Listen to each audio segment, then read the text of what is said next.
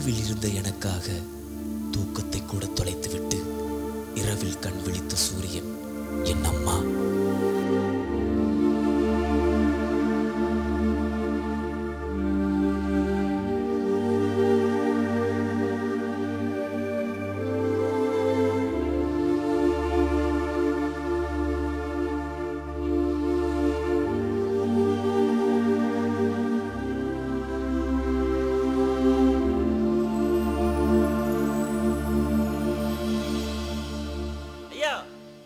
சில்லறை வாங்கிட்டு போங்க.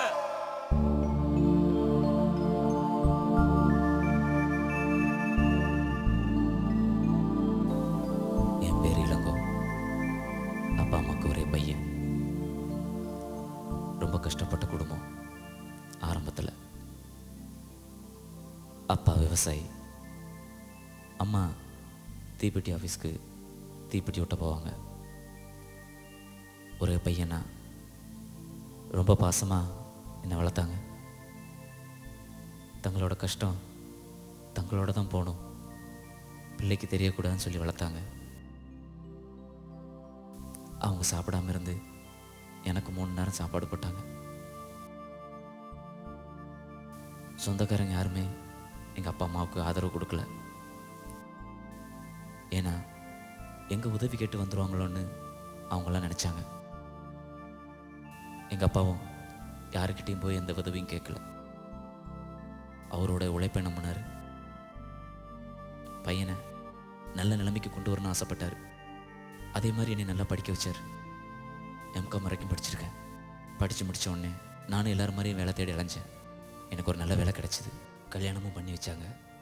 என் ஒய்ஃபோட பேர் வசந்தா. ஆரம்பத்தில் எங்கள் அப்பா அம்மா மேலே பிரியமாக தான் இருந்தா. ஆனால் கொஞ்ச நாள்லேயே எங்கள் அப்பாவையும் அம்மாவையும் அவள் விளக்க ஆரம்பித்தா. ஏன்னு தெரில, வசந்தாவுக்கு என்ன ரொம்ப பிடிக்கும். என் மேலே அவ்வளோ பாசம் வச்சுருப்பா. ஆனால் எங்கள் அப்பா அம்மாவை பிடிக்கல. வழக்கமாக மாமியார் மாமனாரால் தான் மருமகளுக்கு பிரச்சனை வரும்னு சொல்லுவாங்க. ஆனால் இங்கே மருமகளால் தான் மாமியாருக்கும் மாமனாருக்கும் பிரச்சனை. எங்கள் அப்பா அம்மா என் மேலே வச்சுருந்த அளவுக்கு அதிகமான பாசத்தை போட்டியாக நினச்சா. நாளடைவில் அது பொறாமையாக மாறிச்சு. தனி கொடுத்தனும் போகணும்னு ஆசைப்பட்டா. ஆனால் நான் அப்பா அம்மாவோட இருக்குன்னு ஆசைப்பட்டேன். டெய்லி சண்டை. அவள் சண்டை போட ஆரம்பித்தா பாம்பு விஷத்தை கக்குற மாதிரி வார்த்தைகளை கக்குவா. அவளோட ஆசை உதிர உள்ளத்தில் கொண்டு போய் சேர்க்கணுங்கிறதா. தான் புருஷன் கூட தனி கொடுத்தனும் இருக்கணும், இதுதான் அவளோட எண்ணம். ஏதேதோ காரணம் சொல்லி அப்பா அம்மா மேலே வீண் பழி போட ஆரம்பித்தா. அவங்களுக்கு வேற யார் இருக்கா? நான் தானே எல்லாம்.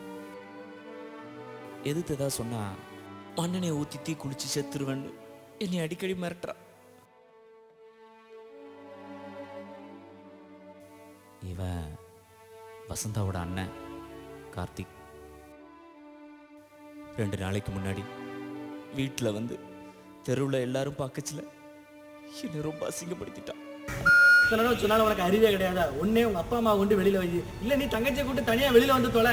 இனிமேல் போட்டு என் வீட்டுல குடையிறாங்க வைக்கிறாங்கன்னு சொல்லிட்டு என் தங்கச்சி எனக்கு கூப்பிட்டான்னு வச்சுக்கோங்க, நான் மனுஷனாவே இருக்க மாட்டேன். பார்த்துக்க, இதான் ஃபர்ஸ்ட் அண்ட் லாஸ்ட் உனக்கு. இவனுக்குலாம் எங்க தெரியும் என் அப்பா அம்மா மேல நான் வச்சிருக்கிற பாசம். தங்கச்சிக்காக இவன் என்ன கொலை பண்ணுவாங்க. அவன் என்னன்னா அப்பா அம்மா கூட இருந்தா தற்கொலை பண்ணிப்பங்க. நான் என்ன பண்ணுவேன்?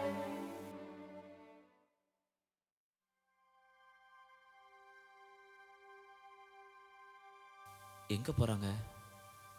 எப்பவும் இந்த மாதிரி ஆஃபீஸ் டைமில் வெளியே யாரும் வரமாட்டாங்க.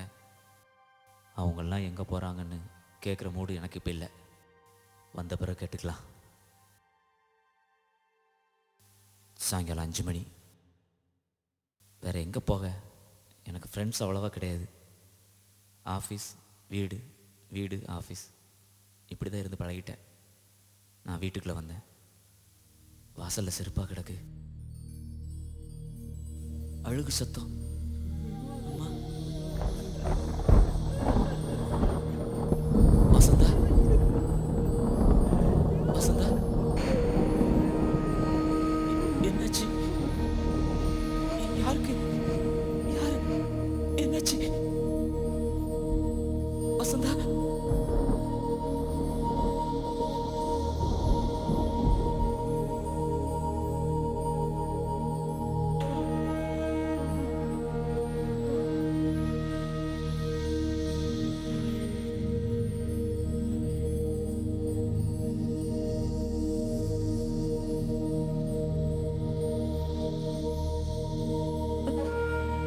நகருங்க, நகருங்க ப்ளீஸ்.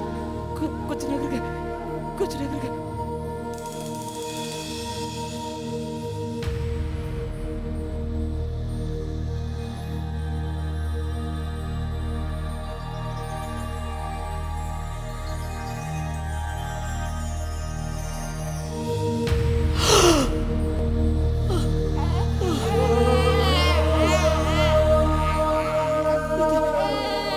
நானா நானா நானா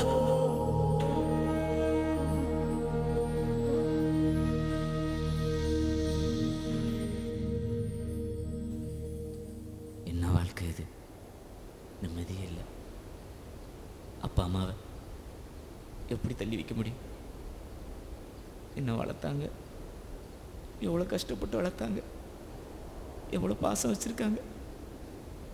நேற்று வந்தவளுக்காக அவங்கள தள்ளி வைக்க முடியுமா? செத்துருவன் வேற மிரட்டுறா. அப்படி ஏதாவது பண்ணிக்கிட்டான்னா அப்பா அம்மாவை போலீஸ். ஒரு எலி மருந்து கொடுங்க ஐயா. ஐயா, சில்லறை வாங்கிட்டு போங்க. அன்புள்ள வசந்தாவுக்கு, உன்னை எனக்கு ரொம்ப பிடிக்கும், என்னையும் உனக்கு ரொம்ப பிடிக்கும்னு தெரியும். ஆனால் எனக்கு ரொம்ப பிடிச்ச எங்கள் அப்பா அம்மாவை உனக்கு ஏன் பிடிக்கல? எங்கள் அப்பா அம்மா இங்கே இருந்தாங்கன்னா நீ செத்துருவேன்னு சொல்லிட்ட. எங்கள் அப்பா அம்மா வெளியே போனாங்கன்னா சத்தியமாக நான் செத்துருவேன். அவங்களும் உயிரோடு இருக்க மாட்டாங்க. எனக்கு நிம்மதி இல்லை வசந்தா, என்ன மன்னிச்சிரு.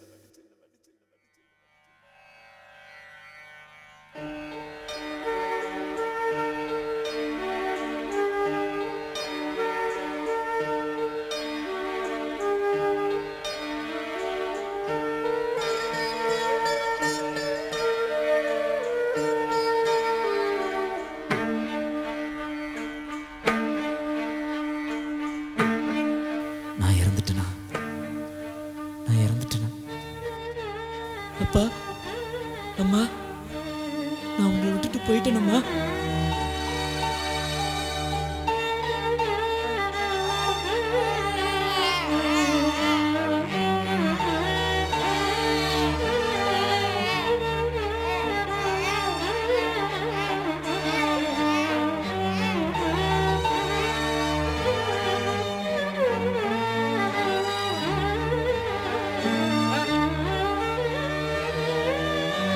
காதலியை பற்றி எழுத சில பொய்களும் போதும்.